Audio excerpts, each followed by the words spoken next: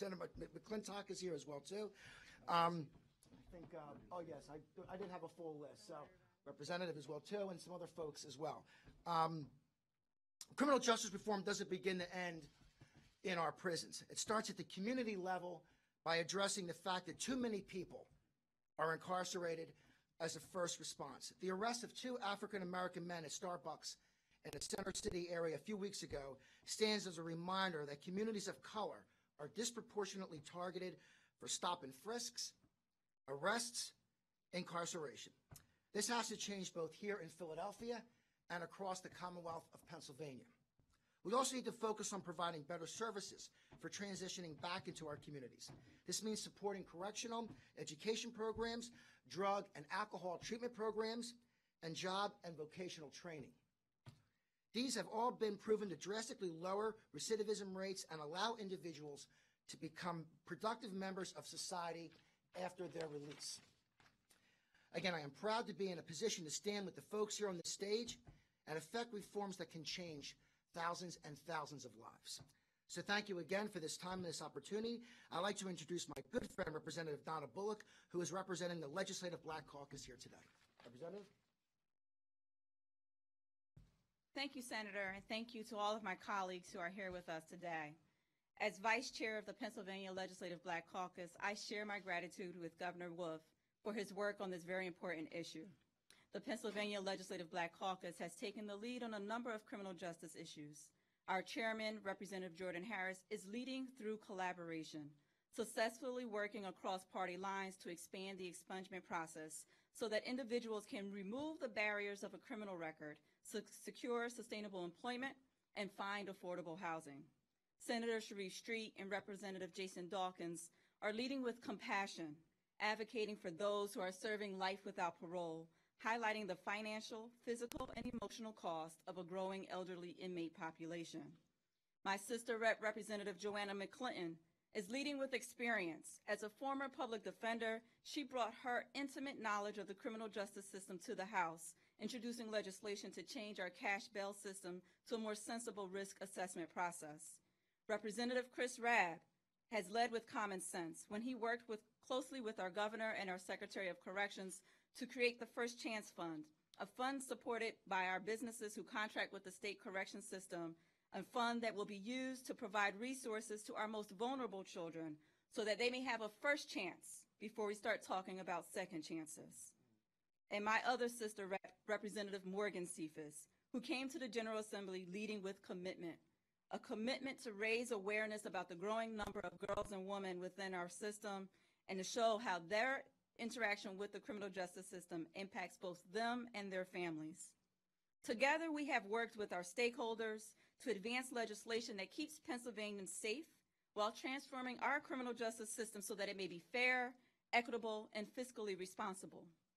But the truth is, the criminal justice system, from arrest to incarceration to supervision and reintegration, is expensive, dollar-wise, but also to society in a more larger global ethical sense. It is expensive when it's done right, and it's even more expensive when it's done wrong. It is in all of our interests to figure out the best practices to support both victims and the accused, to provide training for our law enforcement, to eliminate the school-to-prison pipeline, to reduce duplicity and the barriers of bureaucracy, and to simply get it right. Governor Wolf has worked with the Black Caucus on several of our legislative proposals, and he's helped a few of them get across the finish line, and we thank you. We also look forward to our continued partnership because there is still more work to be done. Pennsylvania has 25% of all the juvenile lifers in the world. Pennsylvania's parole rate is the highest in the nation. Our more than 150 death row inmates spend most of their days in solitary confinement. And right here in Center City, Philadelphia, African Americans are more likely to be arrested than any other group. And I, like many other mothers, I pray every day that my sons can safely play kickball on the streets of Strawberry Mansion, that they can make it home safely from school, and that they will not have a negative interaction with law enforcement simply because of the color of their skin or the zip code that they live in. Governor Wolf, I know that you pray that prayer for every child and every person in the Commonwealth, but we know that it's unfortunate that even through every step of this criminal justice system, people of color and low-income communities are disproportionately represented. I speak on behalf of the Black Caucus when I say thank you for doing more than just bringing light on these issues. I thank you for actually being committed to working towards solutions. Your 8 reform initiatives mirror much of the work of what the Black Caucus has been doing and are necessary to right this system. With that, it is my honor to introduce my former colleague in the House of Representatives, who moved on to continue to fight for Pennsylvanians in Washington, D.C., who understands what it takes to have transformative legislation in Pennsylvania and beyond, and who has been a leader on this issue, and many others, our Congressman Dwight Evans.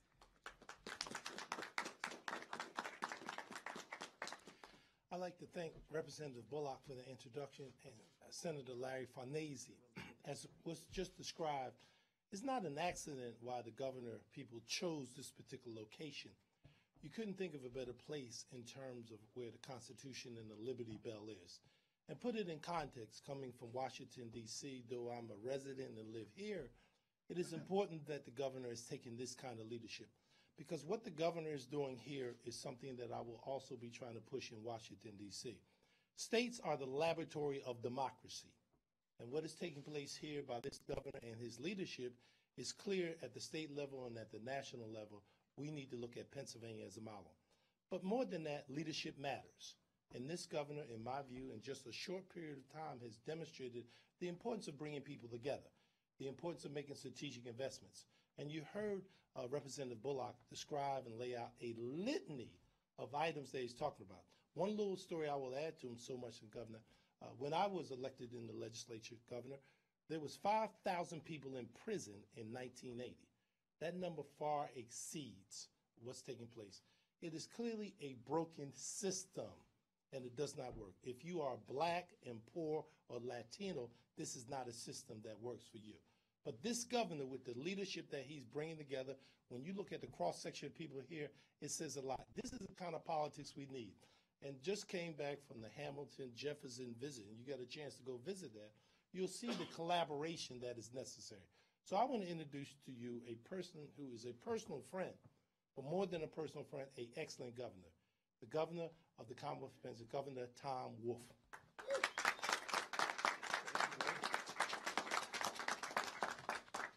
Dwight, thank you.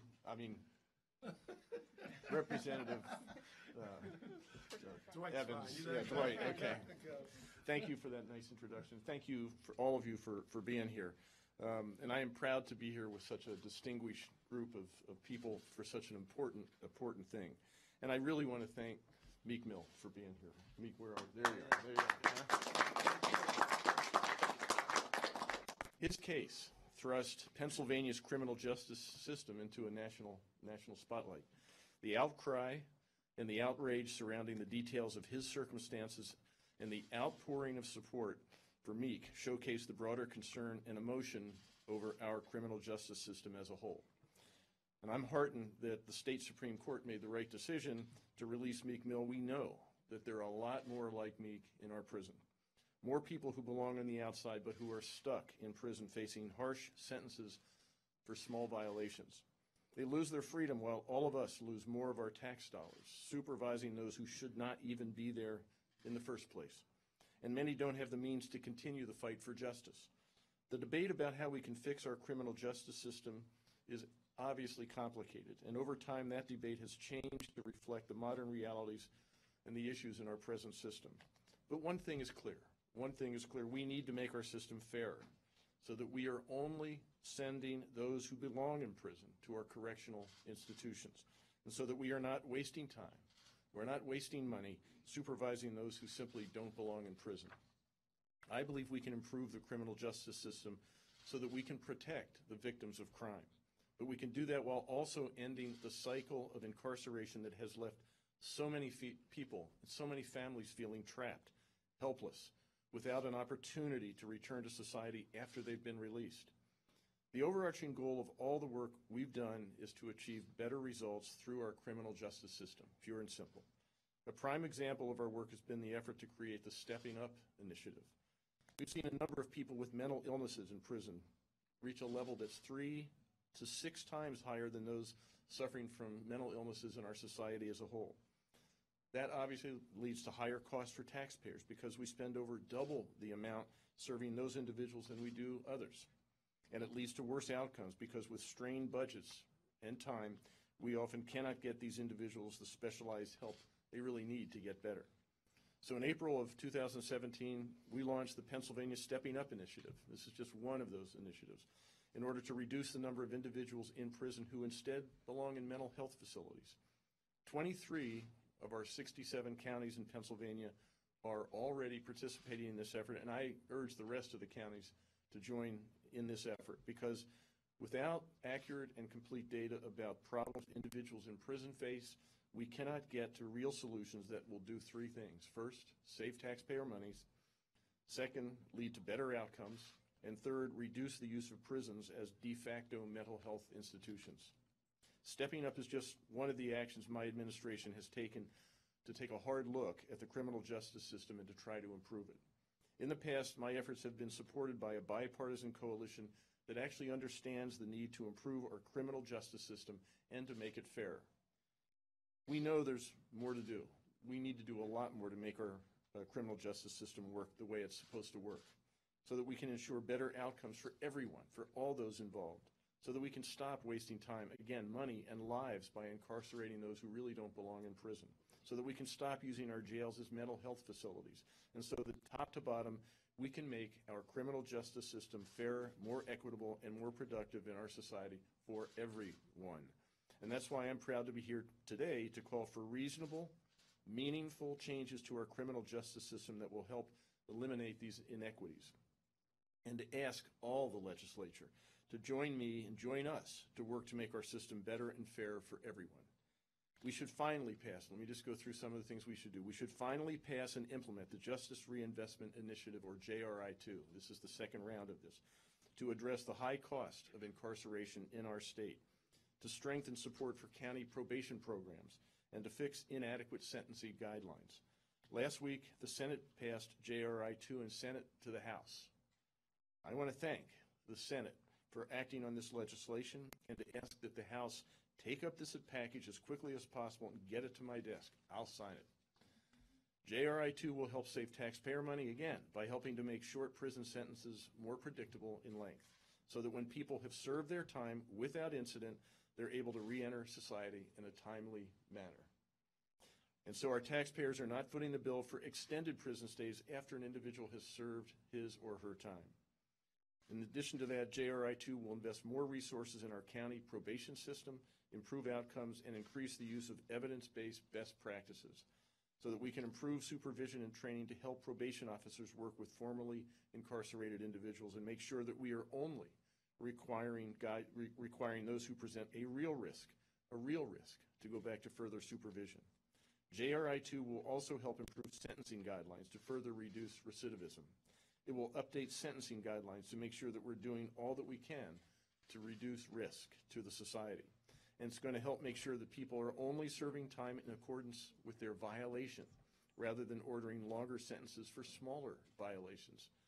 In addition to JRI-2, we also need to make necessary reforms to our pre-trial system to make sure that those accused of a crime have access to competent legal counsel and also a reasonable bail system. Pennsylvania is the only state in the nation, we're the only state in the nation that fails to provide state funding to indigent defendants. This is a right. In federal law, this is a right. It's not in Pennsylvania. We don't have access for everybody, whether they can afford it or not, to a public defender. We don't have a strong public defender system. We need to change that and take a role in ensuring we have a fair defense system because everyone deserves adequate legal representation regardless of his or her ability to pay.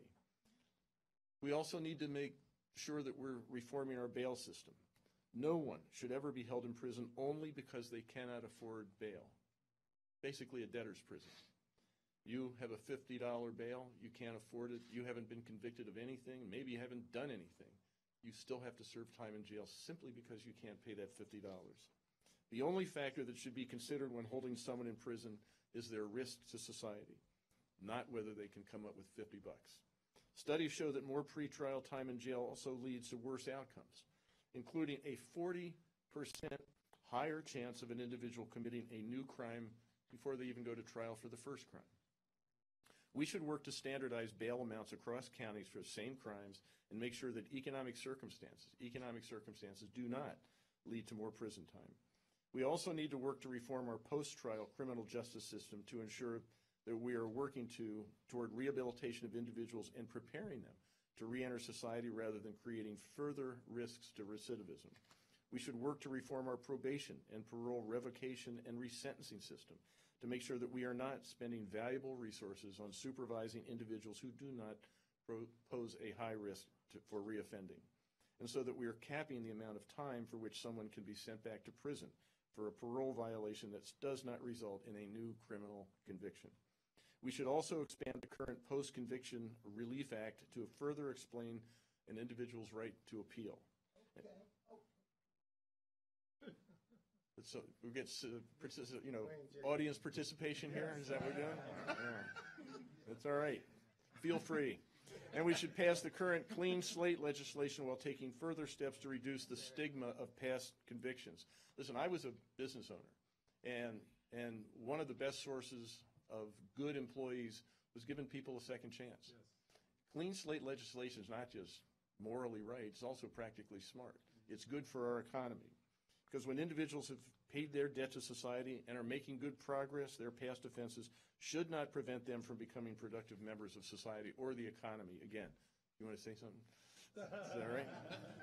We have seen a public outcry for criminal justice reforms, for changes to our system that will make sure that only those who belong in prison are put there, and that individuals are only serving time in proportion to the crimes they have actually committed. Simply put, these reforms make sense. They're right, but they also make sense. They lead to better outcomes. They lead to reduced recidivism, and they save taxpayer dollars. I have pushed, and I will continue to push for meaningful reforms that will ensure our system is fair for everyone, equitable for everyone, and focused on real rehabilitation for individuals who are sentenced to prison. I ask that the legislature, again, join me in my effort, in our effort, to make our criminal justice system work better so that we can build a system that the public, everyone in this Commonwealth has confidence in, and so that we can achieve better results when we are sending individuals to prison. So I want to thank all of my partners here who've already been working to implement some of these reforms and who have dedicated themselves tirelessly to improving our system. The Philadelphia legislative delegation, who has advocated for fairness in our criminal justice system from the beginning on the principle that no one's level of wealth, no one's race, no one's creed should lead to different conditions in imprisonment. And Meek Mill, I want to thank you. You're committed to using your situation and your platform to push for these reforms for everyone who faces similar circumstances that you did. But those who don't necessarily have the same national profile that you did, I think this is really good. I want to thank you on behalf of everybody. You're committed to helping us institute reforms to the system that will make it fair and more equitable for everyone. And I am proud to call you a partner in this effort. So thank you to everyone here for joining me today. Let's continue to work for a Pennsylvania that is fair for everyone in this Commonwealth. And so now it is my great honor to introduce Michael Rubin. Michael.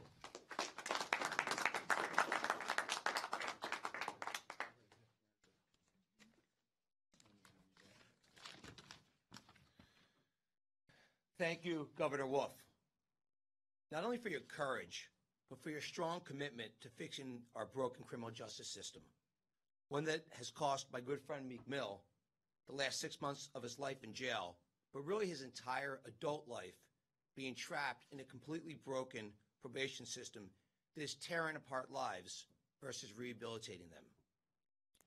You know, as long as I can remember, I always believe that things happen for a reason.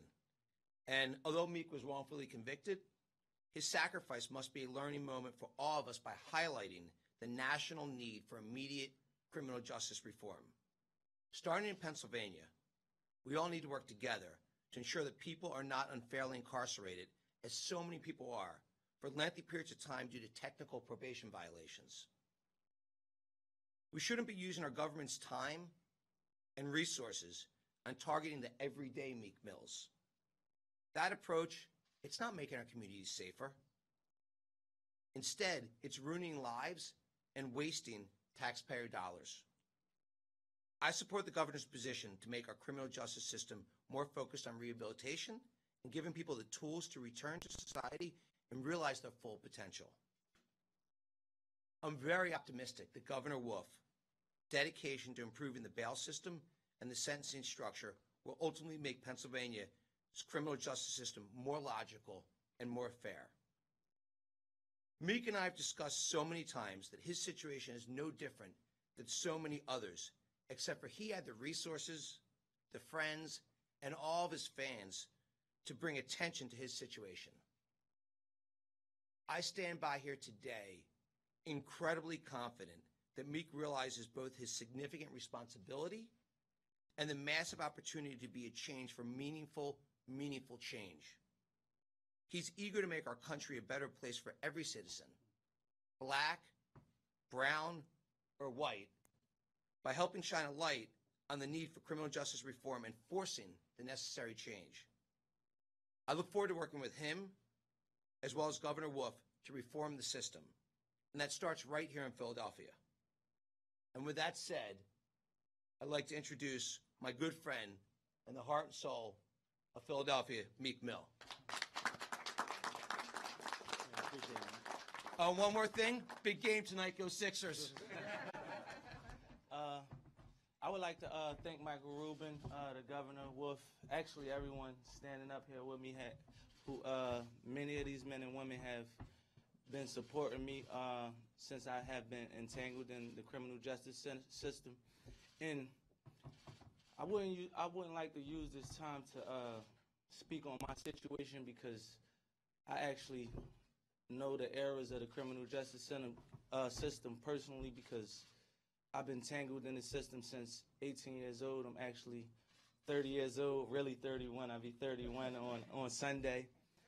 And I feel like everything happens for a reason. What I went through is terrible, and I think it's a path that God put me on for a better time like right now, because it's still surreal to me to even be in a situation where you have people like Governor Wolf actually talking about criminal justice reform, when it was like, you guys know, it was years these guys had came and see me in CFCF because of a violation. At one point in my life, I was actually addicted to opioids, and I think it should be a line drawn where you have a drug problem and you're scared to tell your probation officer you have a drug problem because you don't want to be sent to prison for years. And actually, I would like to thank my probation officer in Montgomery County. Her name is Kathy Subia. It was one point in my life I had a drug problem years ago, and I told her I had a drug problem, and she asked me that I want help, and she put me in a rehabilitation program, and it changed my life. And I actually made a commitment to speaking for the voiceless, the men that Governor Wolf speak about, that's incarcerated, some of the men and women. I actually spent time with these men and women and watch families being broken apart because of drug addiction, mental illness, technical violations. I actually watched the Starbucks situation play out through media, and if that was me in Starbucks on probation, I would have been actually in technical violation and still would have been able to be legally sentenced to 2 to 4 years in prison just because I came in contact with police. And growing up in the streets of Philadelphia as a black man, a black young man, we come in contact with the police on a daily basis. And as of right now, Philadelphia probation laws, if you come in contact with police, no matter if you're found guilty or you're innocent of a crime, legally you're still allowed to be put in jail. And I think things like that will keep communities like mine, where I come from, down. Grew up in a single parent home with my mother.